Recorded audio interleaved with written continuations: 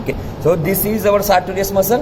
Okay, femoral ટ્રાયંગલની boundary 3.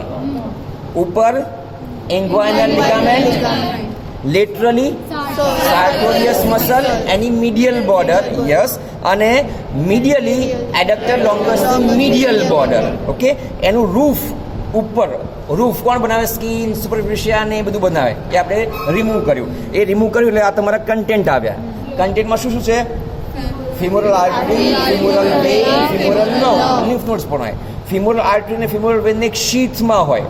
એ sheath actually ઉપરથી એબ્ડોમેનથી આવે અને તમારી આર્ટરી અને વેઇનની શીથ આમ બનાવે. ઓકે, શીથના 2 સેપ્ટમ જાય તો 3 ડિપાર્ટમેન્ટ બને. એક મિડલ, ઇન્ટરમીડિયેટ અને લેટરલ. જે મીડિયલ હોય એમાં કશું ના હોય, લિમ્ફ નોડ હોય. જે ઇન્ટરમીડિયેટ હોય એમાં હોય ફિમોરલ વેઇન, અને જે લેટરલ કમ્પાર્ટમેન્ટ હોય ફિમોરલ શીથ એમાં હોય ફિમોરલ આર્ટરી, અને એની બહાર હોય તમારી ફિમોરલ નર્વ. અને ફિમોરલ નર્વ 2 પાર્ટમાં ડિવાઈડ થાય, એન્ટિયર અને પોસ્ટિયર. તમને બતાવી દઉં, this is your femoral artery. You can see, you can feel. This is the femoral artery. This is femoral artery. Okay, and this is femoral vein. તમને જોઈને જ ખબર પડે છે એકદમ કોલેપ્સ થઈ ગઈ છે.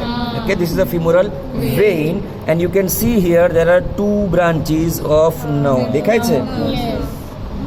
This is the femoral nerve. તમે એને પકડો, તમને ખ્યાલ આવે કે હા કોડ લાઇક સ્ટ્રક્ચર છે. આપણે અપલીમાં શીખી ગયા છે કે એવી રીતના આર્ટરી હોય, વેઇન હોય ને નર્વ હોય.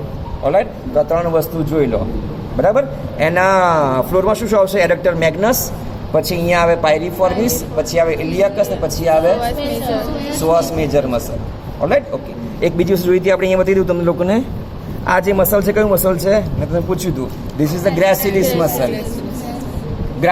ગ્રેસિલિસ જે કેવું હોય કહી શકો તમે. ઓકે, તમારે એડક્ટર કમ્પાર્ટમેન્ટનું મસલ કયા છે? ગ્રાસિલિસ, એડક્ટર લોંગસ, પછી અહીંયા કરો તમે એડક્ટર મેગ્નસ. થોડું મોટું હેવી દેખાય, ડિસેક્શન બાકી જ કરવાનું. બરાબર.